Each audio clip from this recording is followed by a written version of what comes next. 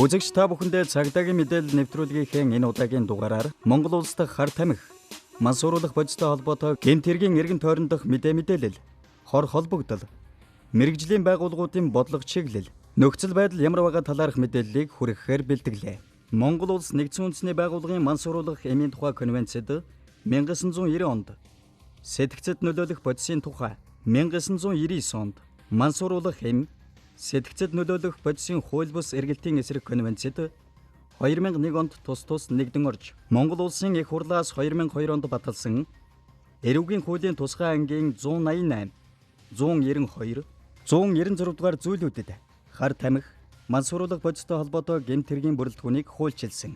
Харин өнөөгийн нөхцөл байдлыг авч үзвэл энэ төрлийн бодис зарж борлуулдаг, хэрэгэлдэг иргэдийн тоо өсч, аюулын харанга болоод байна. Мансууруулах эм, сэтгцэд нөлөөт бодисын хууль бус нийлүүлэлт Монгол улсад бүгд найрамдах Хятад ард улс, Оросын холбооны улс, мөн зүүн өмнөд Азийн орнуудаас гэсэн 3 урсгалаар метамфетамины төрлийн болон мансууруулах ургамлын гаралтай бодисуудыг улсын хилээр хууль бусаар нэвтрүүлэх, зарж борлуулан дамжин өнгөрүүлж байна. Мөн манай орон дургадаг мансууруулах үйлчилгээний зэрлэг олсны ургамлын тархац их байгаа нь түүнийг залуучууд түүж, боловсруулах нөхцөлийг бүрдүүлж, мансууруулах эм, сэтгцэд нөлөөт бодисын нийлүүлэлтийн гол их сурвалж болж байгааг мэрэгжлийн хүмүүс онцолж байна. Манай улсад энэ төрлийн гэмт хэргийн нөхцөл байдал ямар байгаа талаар бид эрүүгийн цагдаагийн газрын хар тамхи мансууруулах бодистой тэмцэх хэлтсийн дарга цагдаагийн дэд хуранд ариун жаргалаас тодрууллаа.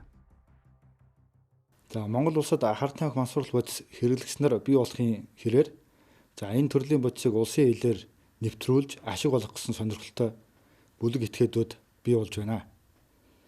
За эдгээр хүмүүсээс улсын хилээр хууль ёсоор нэвтрүүлэх арга хэлбэр улам нарийж бусдын бараанд нуух, жирийн иргэдэд хөргүүлэх байдлаар ачаа таашаар өгч байгаа нь. Цаашлаа жирийн иргэдийг хохироох, энэ төрлийн гэмтэрхийг хохирогч болох нөхцөл байдлыг үүсгэж байна. Цагдаагийн байгууллагаас энэ төрлийн гэмтэрхтэй эрчимтэй тэмцэж байна. Тухайлбал 2016 он гарснаар хар тамхи мансууруулах бодис улсын хилээр нэвтрүүлсэн, зарж борлуулсан, хэрэгэлсэн зэрэг 8 гэмтэрхт 28 хүнийг холбогдуулан шалгаж байна.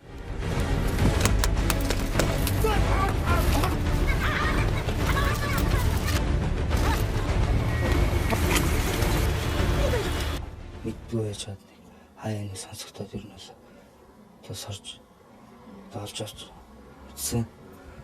Тэгээд энэ бол амьдралд бол маш их хор хөнөөлтэй.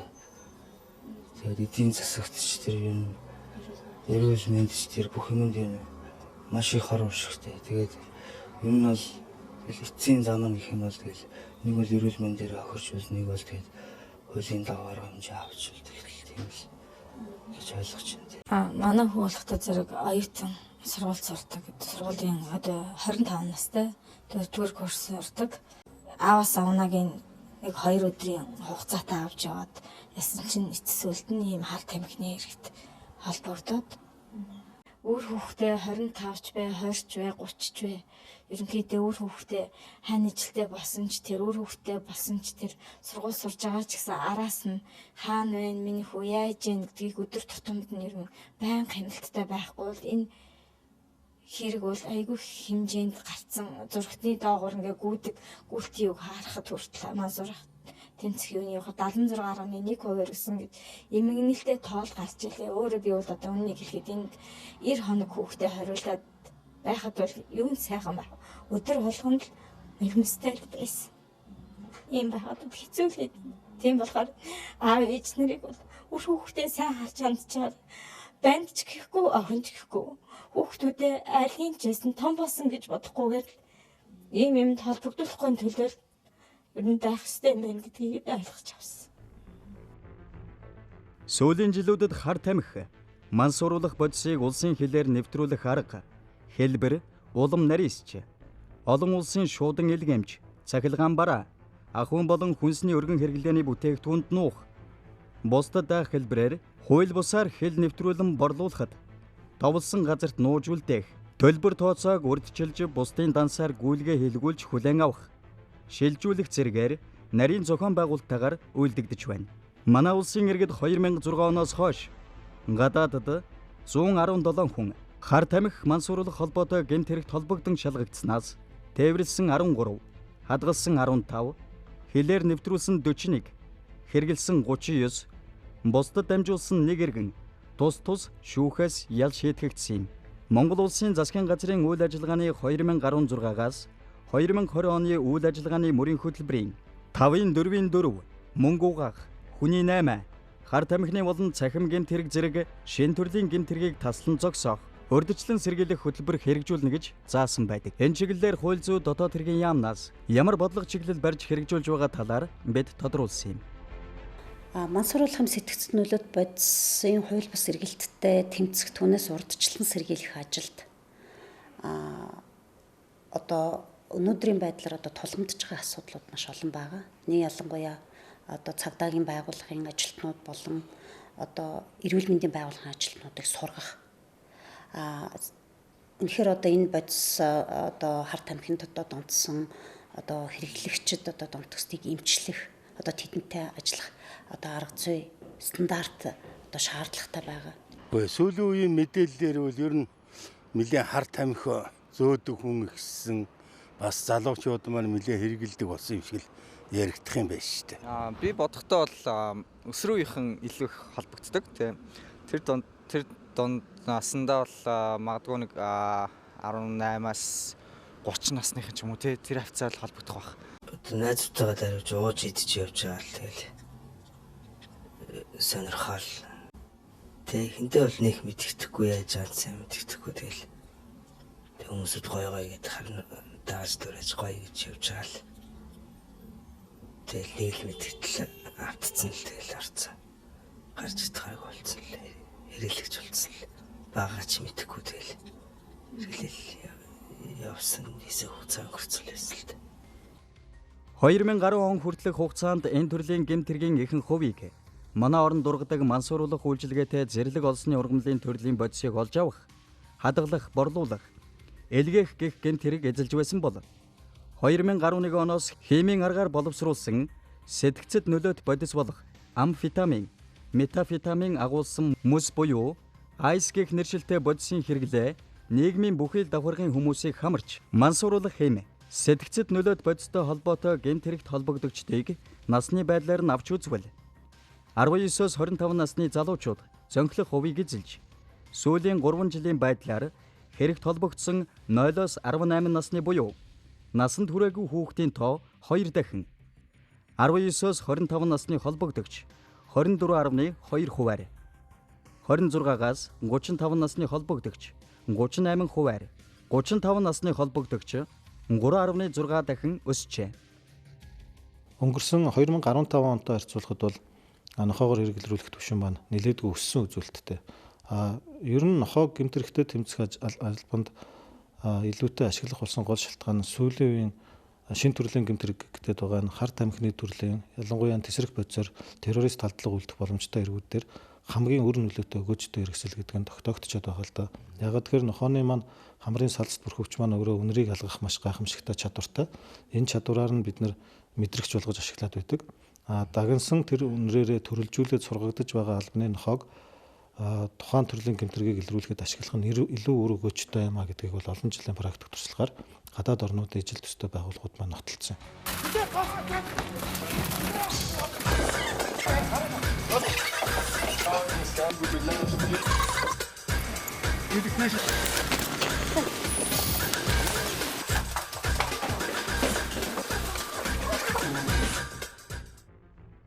Гэмт хэрэгт холбогдогчдын 40.9% нь эрхэлсэн ажилгүй, 76.3% нь 18-аас 35 насны залуучууд байна.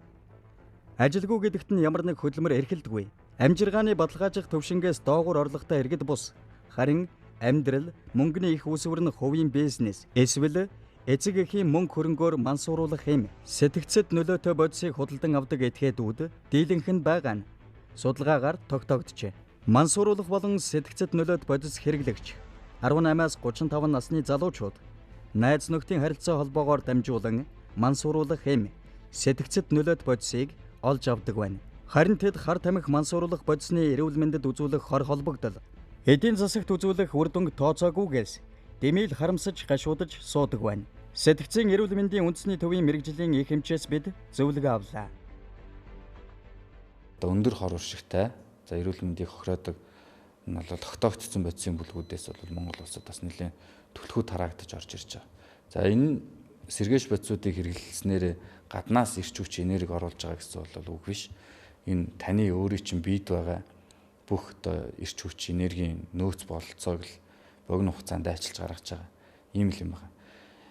Энэ эрч энергийн их үүсвэрүүд дайчлагдаад дуусчих юм бол энэний дараа бол одоо сүлдэл туйлдалд хүн ордог. За сүлдэл туйлдал бол бараг тархинд нь цусаар авцсан юм уу эсвэл зүрхэнд нь шигдээс үүсцэнтэй ижлэхнэр таны бүх эргэнтэнд чинь одоо цусан хангамжийн дутагдал тийм ээ гүнзгий хордлогын шинжүүд илрээд за тэр эргэтэн болгон дээр одоо зурус жижиг өвчлүүд үүсдэг.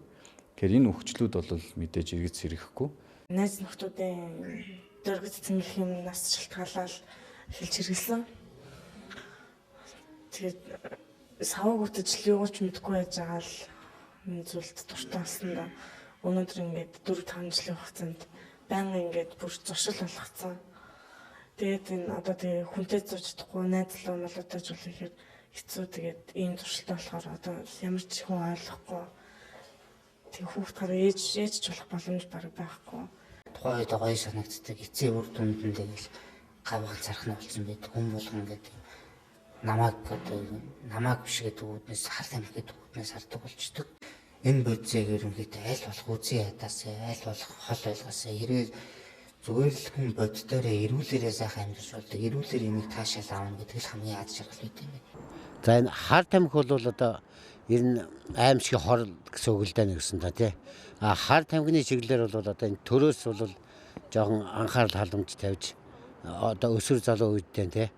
Жоохон тийм янз бүрийн анхаарал халамж тавьж жоохон тийм өсвөр үе нэг болжлогвол хар тамхинаас холхон шиг байлагтай өсвөр хойш залуу ирээдүгэн жоохон хамгаалах талаар л жоохон дөрвтойхон гаргамж авахгүй бол ер нь болохгүй болоод байгаа. Дээр бидний үгүүлсэн тоо баримттай. Мэргэжлийн хүмүүсийн дурдсан жишээ хар тамхи мансууруулах бодис нийгэмд хүрээгэн тэлж олон айл өрхөд ямар их гайхамшиг дагуулж байгааг хэлж байна. Энэ бүхнээс харахад юун түрүүнд Монгол улсын эрх зүйн шинтгэлийн хүрээнд хар тамхи мансууруулах бодистой тэмцэх чиглэлээр бие даасан тусгайлсан хууль хөтөлбөртэй болох хар тамхи мансууруулах бодистой тэмцэх, урьдчилан сэргийлэх, туслалцаа үзүүлэх, мэдээлэх чиг үүрэг бүхий төрийн болон төрийн бус байгууллагуудын уялдаа холбоог сайжруулах шаардлагатай байна. Олон нийтийг хүүхэд залуучуудыг энэ төрлийн гэмт хэрэгээс энэ хууль бус хэрэглээнээс урдчлан сэргийлэхэд төрийн бус байгууллагууд олон нийт хэвлэл мэдээллийн байгууллагуудын оролцоо бол зайлшгүй байгаа. Түүнээс гадна нэг талаас энэ маань зөвхөн одоо байгууллагууд гэхээс илүүтэйгээр эцэг эхчүүд хүртэл одоо хүүхдээ одоо энэ төрлийн одоо хууль бус хэрэглээнд одоо өртүүлэхгүй байх тэр ажлыг бол бас одоо тодорхой хэмжээгээр өөрсдөө одоо үүрэг хариуцлага байгаа гэдгийг бас ойлгох хэрэгтэй. Өвөг дээдсийнхэн өв эрдэнэ болгож үлдээсэн улс их орныхон аюулгүй байдал өнөө ирээдүйхэн эрүүл саруул гэрэлгээтэй цаг үеийг бүтээхэд бидэнд хийх зүйл их байна. Хамтдаа тэмцэцгээе, хамтдаа шийдэцгээе, хамтдаа таслан зогсооё.